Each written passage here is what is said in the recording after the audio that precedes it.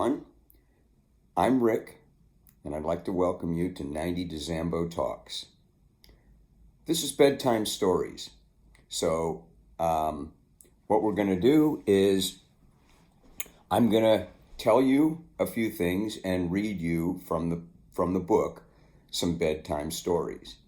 So, one note I wanted to make clear, for so long, I was not even able to talk about any of this. It was so secretive. And so I ended up writing the book. And in doing so, now I have to embrace the whole story. So anyway, that's the history of this. So anyway, here goes. Now that the cat's out of the bag and the book's written, let's start in on this. So the first part of this is going to be the very first time that I smuggled. So let me set the stage for that. It's the summer of '69. Specifically, it's July 20th, which is the date of the moon landing. So the scene is we are in Stockton, California, and we've just come back from water skiing. It's very hot in Stockton in the summer, and so we've come back from water skiing, and we're smoking joints like we always did, sitting around our place, our apartment, and on these giant paisley pillows, smoking joints and watching the moon landing. During the moon landing, the phone rings, and I get a call. It's from my old neighborhood friend, Willie, who now is going to school down in Arizona. And he's calling me with a very interesting proposition.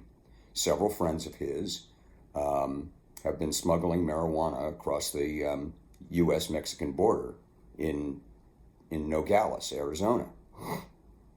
And Willie is all excited and wanting me to come down there. He and I have both been selling marijuana, smoking marijuana for a long time. And so he wants me to come down there and check out this plan of these friends of his walking across the desert in the night carrying marijuana, and we'd like to do it. So my roommate Dell and I decide to go down there and check it out. So a few days later, we drive down to Tempe, where Willie lives. He introduces us to his friends who have done this before, and we go down. We drive down to Nogales, and we connoiter at this point the planned route, which is there's a hospital which is located right at the border, just west of town, and so you can park in that parking lot and walk into Mexico. There's no wall like there is now. There was just a fence, and in many places that fence was down. So so we decide the next night to go for it, and there's three of us, and we agree that we meet. We go into town that night and go to this bar, La Tropicana, where the contact is. He hangs out there. He's a cabbie. He's a Mexican cab driver. And so we meet him and arrange for the next night to do the smuggling. There'd be three of us, and we're going to do about 100 pounds. Well, Dell just decides it's too risky for him, and he's going to stay back in Tempe, leaving Willie and I to do the smuggle. Now we have to carry 50 pounds apiece. So it becomes a much more difficult task trying to juggle this in the middle of the night. Anyway, we proceed to go about this adventure, and I'm going to read to you a little bit about how this all came down. So this is the actual smuggling. Around 10:30 the following evening, we pulled into the Holy Cross Hospital parking lot and parked the Barracuda in a far corner of the lot away from the few other cars which were already there. Our parking spot was right at the edge of the embankment leading down to an arroyo, a dry riverbed, taking us to our destination, the Mexican shanty town roughly 2 miles in the distance. The arroyo seemed to amplify the strange, unfamiliar night sounds. A thin crescent moon hung in the sky like a silver scimitar.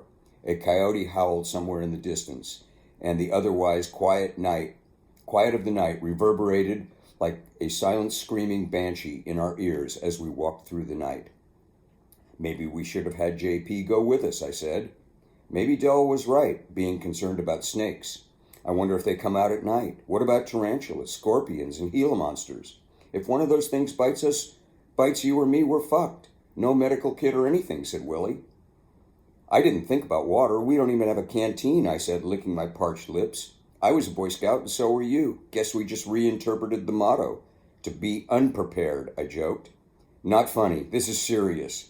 Plus, how are we going to carry all that weight between just the two of us? I guess we'll manage somehow. Maybe the next time we should consider sled dogs, I joshed. Idiot, Willie responded. More people and equipment would be better. Willie always had a way of putting me down, but I got used to it to a point before I would come unglued. It was our way of banter between us. It carried through for all of our time together, which would come to be more than 50 years. The high dune walls of the arroyo prevented us from seeing our destination. Except for the sliver of moon, it was pretty much pitch black. We were becoming disoriented when the unmistakable smell of the Mexican shantytown began to permeate the air. We knew we were close.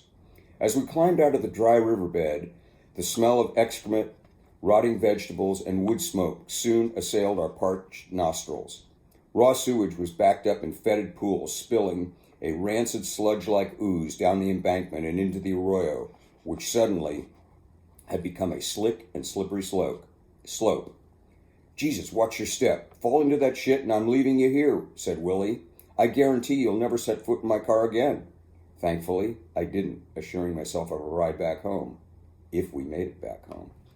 Kerosene lamps glowed faintly through the thin cardboard, plywood, and corrugated tin walls of the shacks lining the dirt roadway where we now found ourselves.